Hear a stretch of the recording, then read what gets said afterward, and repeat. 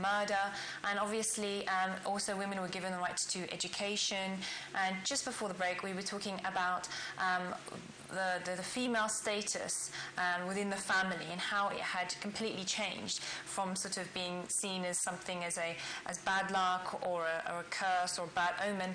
She was suddenly elevated and given equality against her brother sibling. So inshallah we'll continue to talk about this discussion now. Assalamu alaikum, sister. Alaikum salam. We were just talking very interestingly before the break about the sister having a good and equal right with her brother, the fact that she was respected, and of course she is looked after by her father and the men in the house. And then I asked you about, well, a lot of women would disagree and say, well, actually sisters do not inherit the same amount as their brother.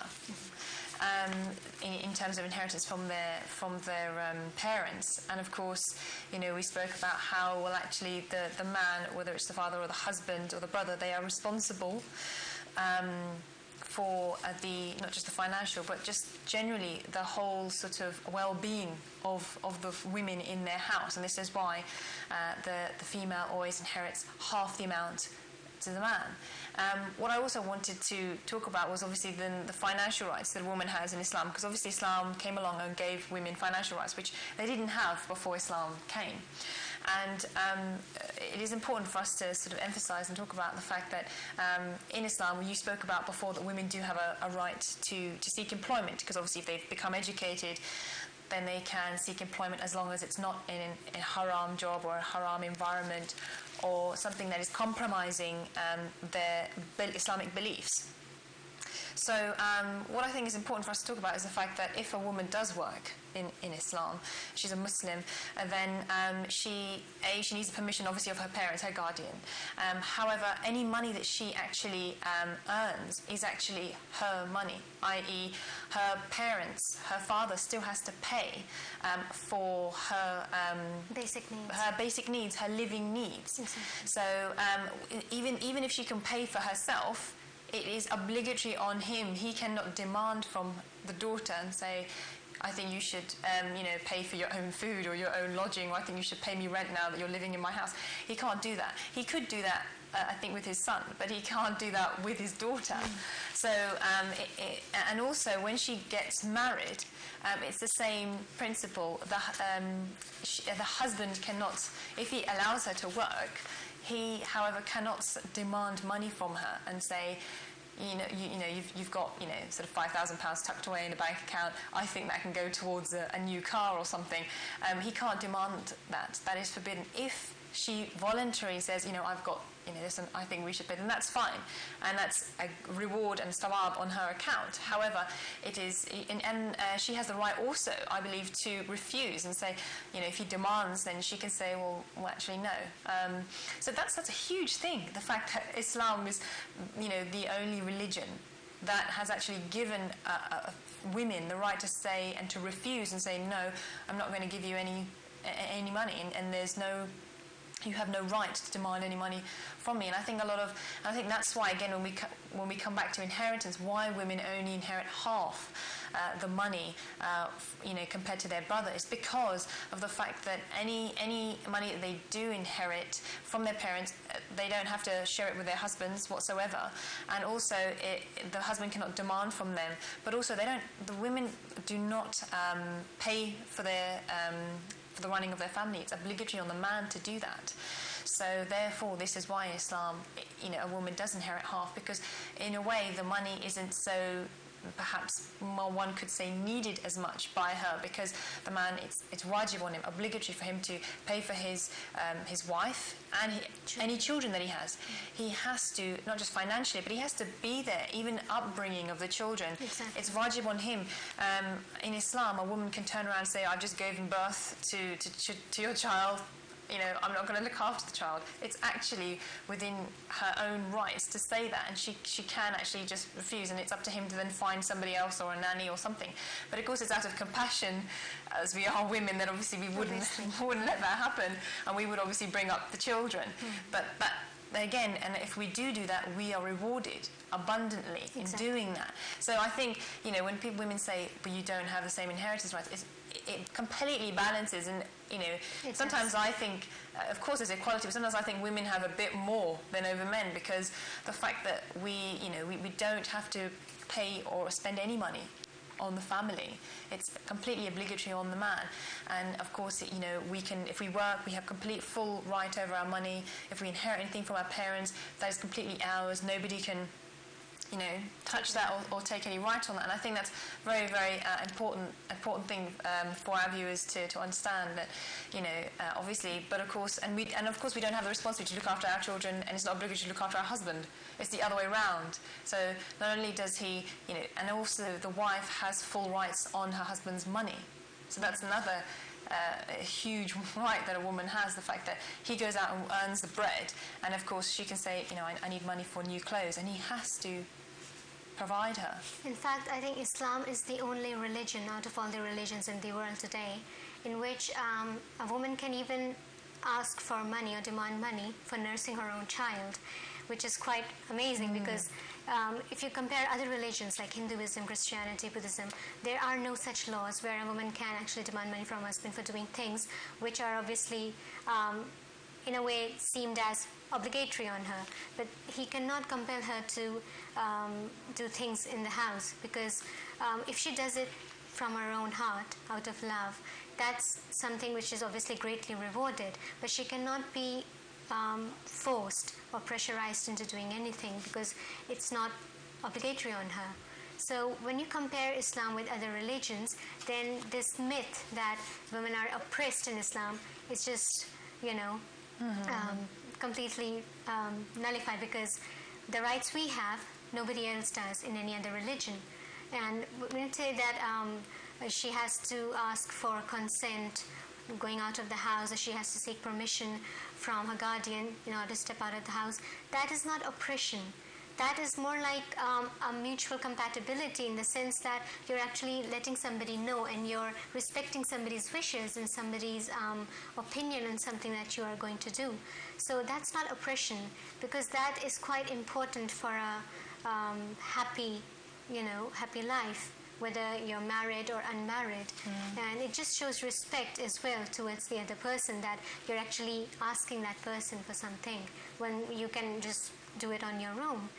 Then because Allah has assigned them the duty of being our guardians, our providers, our maintainers, so it is also obligatory on us to respect them, you know, by having their consent, or to ask them to seek permission, because in the end of the day they will be responsible for anything that happens to us. So if you really consider, it's quite fair and just. It is not that Allah astaghfirullah is unjust, or he's making us inferior. It's not like that. We have been given equal rights. Even if you refer to the ayats of the Quran, it says that women are equal to those who are against them, and they're getting the same rights as they are. So when Quran says that we have equal rights, when Allah has given them to us, then you don't have to listen to what others say as women being inferior in Islam, because they are not. No, absolutely. And of course, what about the rights that Islam gave women during marriage? For example, before Islam came in Arabia, it was almost, you know, the man had to be paid to marry the women. And of course, Islam, Rasulullah sallallahu alaihi wasallam came around and that completely changed it. And now there is mahar, which is in English dowry, where is promised to the female in terms, you know, when they have a marriage. So that and obviously we can see a great example of this between Imam alayhi salam and Lady Fatima Zahra alayhi salam. And that Imam alayhi salam, obviously he was a very pious person, and he was obviously helping Rasulullah sallallahu alaihi wasallam in da'wah and spreading Islam. So he obviously didn't have great financial status or anything, and he was quite poor, and all he had was his shield or his armor. And Rasulullah sallallahu alaihi wasallam actually said, okay, you sell that and that will be the dowry. But when he was so poor, how come Rasulullah sallallahu alaihi wasallam didn't say, okay, fine, doesn't matter, You know, how come he, actually said, no, you have to sell it? Well, that was a way to show the world, to show generations to come what your responsibilities and duties are, and what role Allah has assigned you as a man. And when we look on that incident that took place before Hazrat Ali got married to Bibi Fatima Zahra Salamullah alayha, and because according to the books of history, we know that lots of people approached Rasulullah sallallahu alaihi wasallam for the consent of Hazrat Fatima Zahra Salamullah for marriage, and every time Rasulullah asked his daughter for anyone's proposal, she used to turn her face away.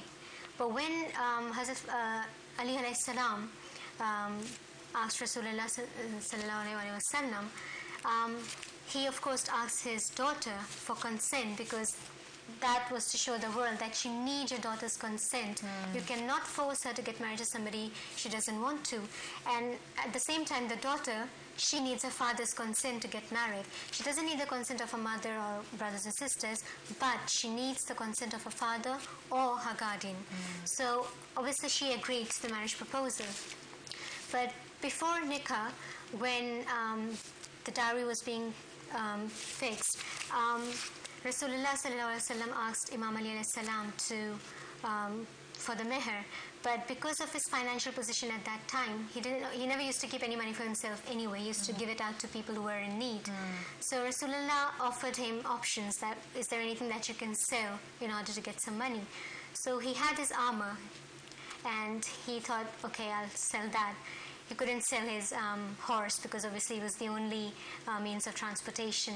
So he went to the market and sold his armor, and whatever money he received from it, the dinar he got, he gave it to Rasulullah sallallahu alaihi wasallam, and then Rasulullah used that amount of money to buy those things that he considered as necessary for use in the house or for Hazrat Fatima Zahra Salamullah alayhi.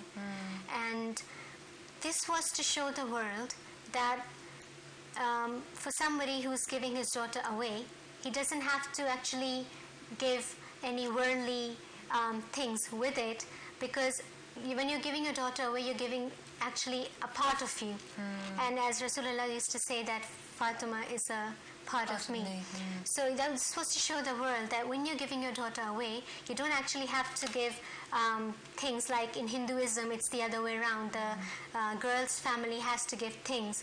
But in Islam, because the status of woman is high, it's respected and dignified, so it's the man's responsibility who's getting married to her to pay her meher, which is known as dowry in Quran. And the importance is significant from this event that took place. Yes, no, absolutely. And that's a huge, a huge right there for women, because the fact that obviously that was totally the other way around before, and then women were again given the right. And of course, this is why obviously you're quite right that mahar is quite important. If we talk about also what religious rights do women have? When we talk about religion, obviously religion is comprised of several things, and from birth till death there are a lot of things that take place in a person's life, from childhood to adulthood. A lot of things take place. So when you talk about rights, there is a right for education. Obviously, if a woman is given the right to acquire knowledge, she can go to schools, colleges, universities, madrasas, or if she's being taught at home, but she has the right to education. Then when she grows up, she gets married, then she gets the right to inheritance or dowry itself, which is obviously a form of safeguarding herself. Then as a wife, she gets her rights to basic things like food, clothing and shelter, which is obviously incumbent on the man to provide her with.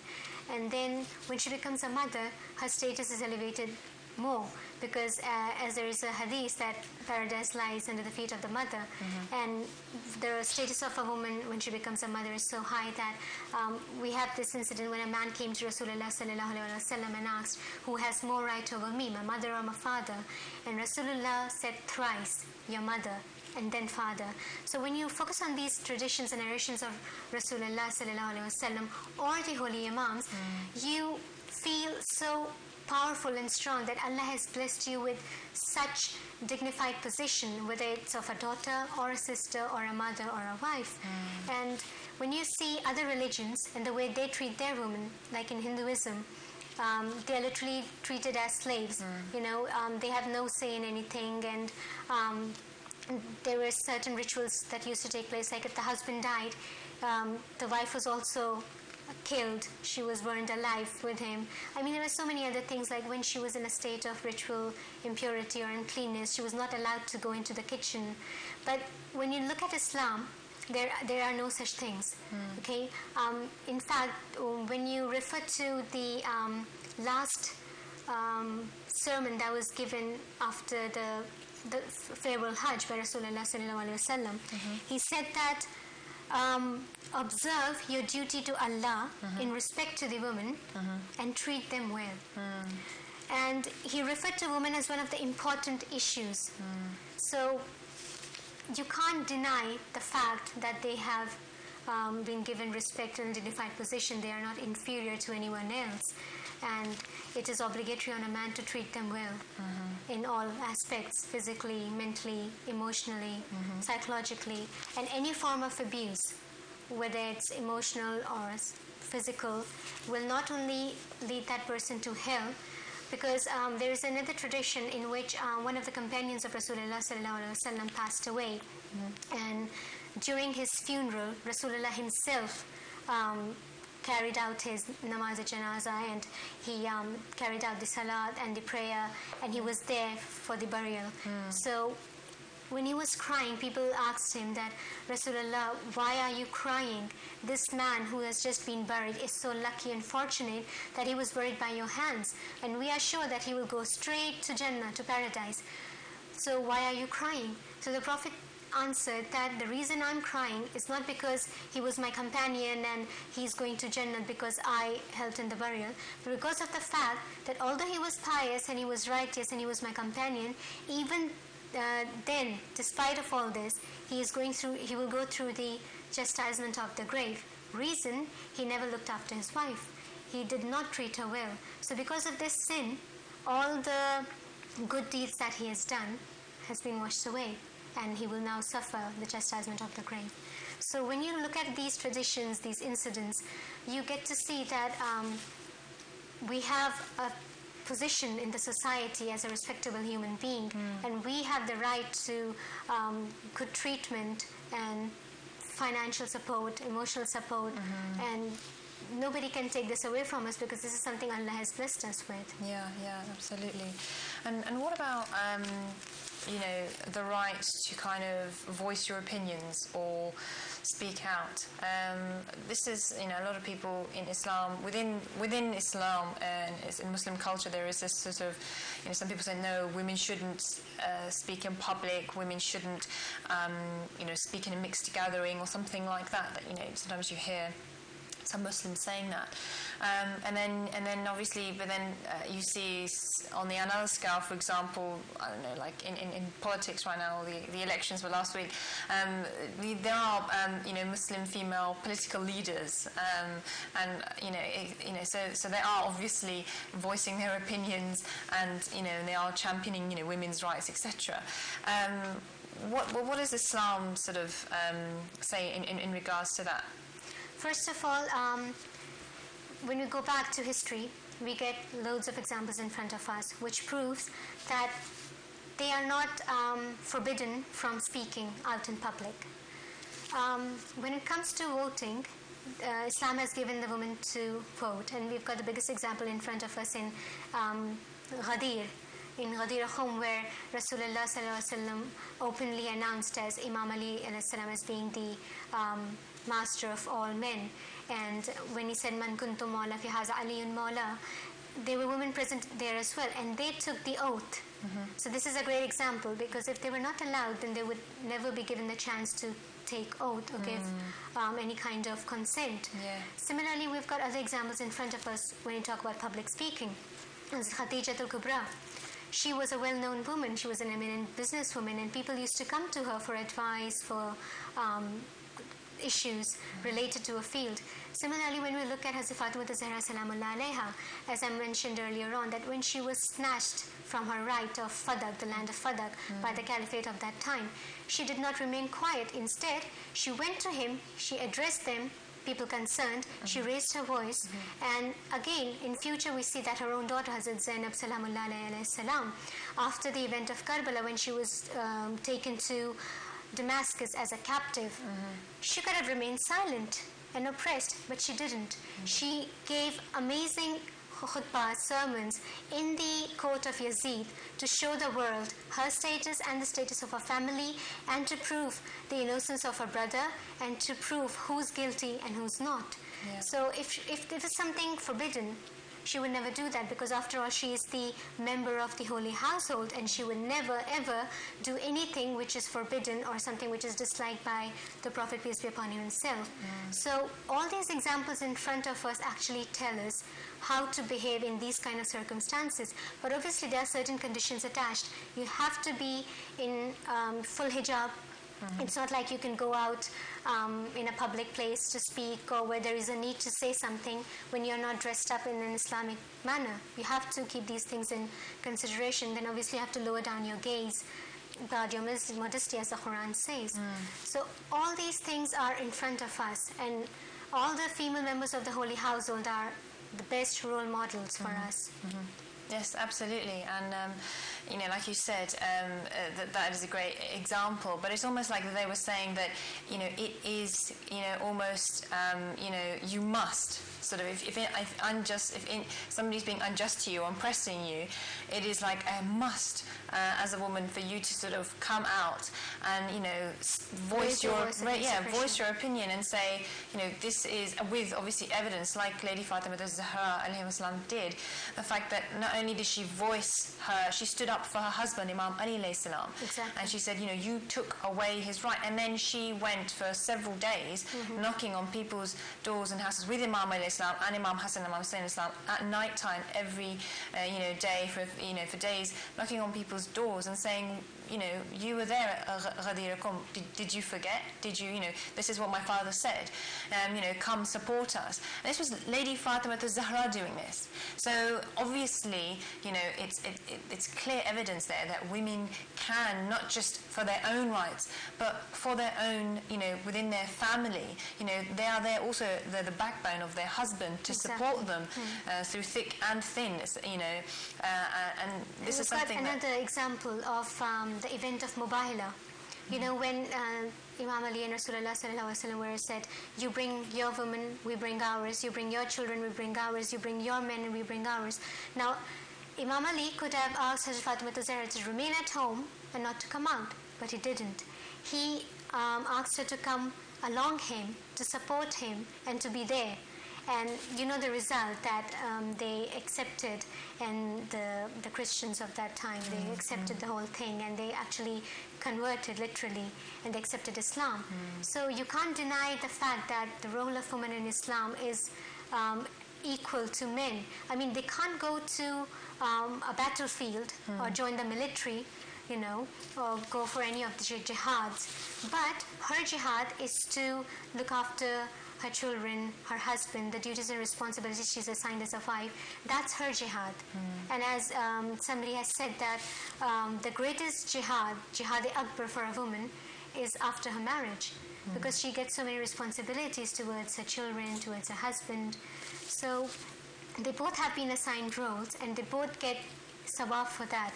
But yes, in certain things we get more sawab than men do. Yes, absolutely. So why do you think that, you know, if we think about it, so Islam, you know, as a religion has given us so many rights, has given women a lot of rights, and has paved almost a new life. It reformed women's life in a huge way, especially at that time, but also right now. If you actually look at it, you sort of think, wow, actually I don't have to do this, and I can do this, and Why is it though that people are still living in this cultural mode, and actually they're living in a society and in a culture that completely contradicts Islamic teachings or the rights that Islam has given them? For example, women are prevented from seeking higher education. Oh, no, you need to get married. Education isn't that important because you're going to have children anyway, which is the typical thing that people say. Another thing is, obviously, it's a woman's responsibility to look after her children. She has to bring them up. She has to, as though they make it look wajib when it's not. It's obligatory on the man. And of course, other things, factors like, a woman is forced to go and work, and then her money is used then to pay for, etc., mortgage, etc. There are obviously several examples. Why, and also when you get married, there is this expectancy that the bride will come with all sorts of, big kind of financial properties or something like that. Instead of the meher, the meher is given to her. However, she needs to come with something. There's always this something that's attached to her. Why do you think this is? These things are more prevalent in the Hindu society rather than Islamic. First of all, anyone wishing to understand Islam must first separate the religion from the cultural norms and style of a society.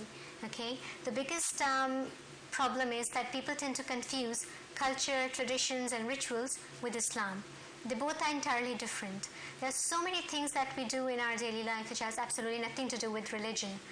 And lots of things come under the name of Islam, but they have absolutely nothing to do with religion. For example, honor killings. For example, female genital mutilation.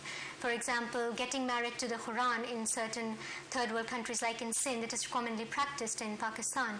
These things have nothing to do with religion at all.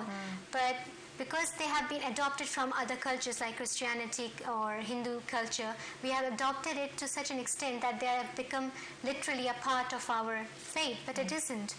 We have got so many examples in front of us which we practice. For example, during marriages we have singing and dancing, which is obviously prohibited in Islam, but we have got it from the Hindu culture. Similarly, dowry from the girl's family is also again something from the Hindu culture, but we have adopted it because we have been living in the subcontinent for such a long time, and we have forgotten the rules and principles laid down by Allah and adopted the one which has been made by men. So it's clearly a lack of education. People are not educated, and also women are not educated about their rights and what Islam has given them. So that's something that women, in our community need to go away and sort of read and understand that what is, and also men as well, the fact that what is the right of their mother, their sister and their wife and their daughter, so that they can, obviously, we can start living more in an Islamic manner. Thank you so much, sister, for coming on the show. We are actually, about to finish the show off, but thank you so much. I really enjoyed our discussion about women's rights in Islam, and I hope you at home, the viewers at home, have enjoyed the show. And please do feel free to email your views and opinions at womensview@ahlulbayt.tv. If you would like to also contribute to our Fatimiyya campaign, then please do contribute to it. We are looking for 313 people to donate £100 one-off. Your money will be used to run the channel, to sustain the channel, and to create more programs. So please do, if you can, contribute to the Fatimiyya campaign. Inshallah, we will see you on Monday's show with Zahra and Alawi. Assalamu alaikum.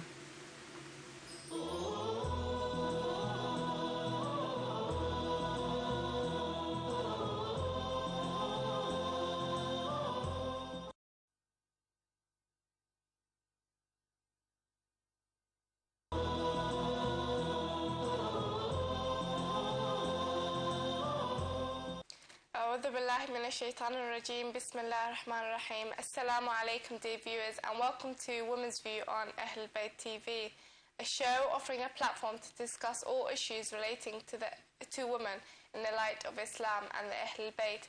Before we begin, Women's View production team would like to send their condolences to you all and to Imam al-Mahdi Ajjallahu Ta'ala Faraja on the anniversary of the death of Sayyida Zainab alayhi salam, the daughter of Imam Ali.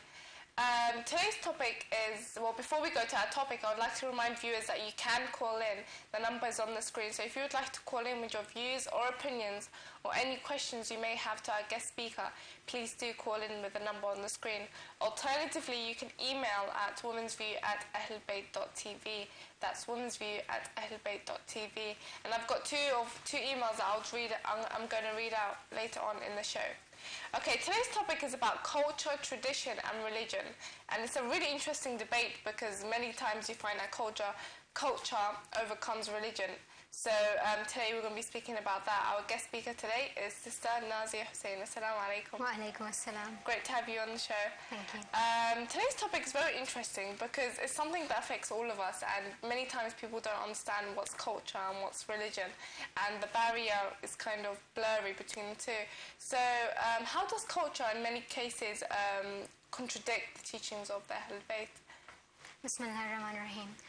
When we talk about culture, basically culture is defined as a set of beliefs, values, or a system which a group of people tend to share living in the same society or same country or nation. And as you mentioned,